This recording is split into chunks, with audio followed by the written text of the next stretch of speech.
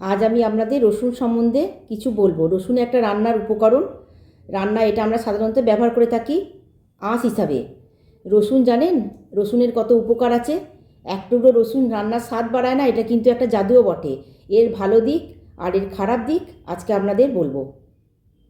রসুন ইমিউনিটি বাড়ায়, শরীরকে ঠান্ডা, কাশি, সংক্রমণ থেকে রক্ষা করে, রক্তচাপ নিয়ন্ত্রণ করে, উচ্চ রক্তচাপ কমাতেও সাহায্য করে, হার্ট সুস্থ রাখে আর হৃদরোগ, রক্তের জমাট কমাতেও সাহায্য করে, মানে রক্তের জমাটটা কমায়। রোজমর এনার্জি বাড়ায়, সকালে এক কোয়া রসুন খেলে শরীর ফ্রেশ থাকে এবং এনার্জি পাওয়া যায়। আর হজম ঠিক রাখে, খাবারের পর যদি রসুন খাওয়া যায় তাহলে পেটে গ্যাস বা অস্বস্তি কমাতেও সাহায্য করে।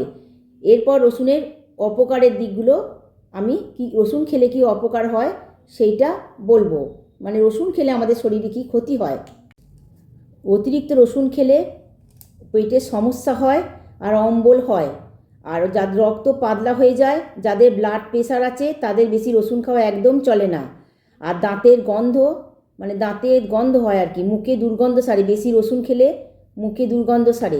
রসুনে যদি লালচে দাগ হয়ে যায় জানবেন সেটা অ্যালার্জি, মানে যাদের রসুন খেলে অ্যালার্জি তাদের রসুন না খাওয়াই ভালো, তাদের চুলকানি হতে পারে আর লালচে দাগও হয়ে যেতে পারে।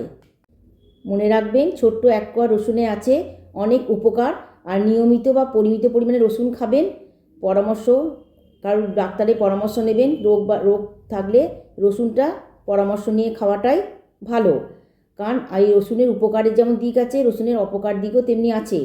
ভিডিওটি ভালো লাগলে সকলকে শেয়ার করে দেবেন।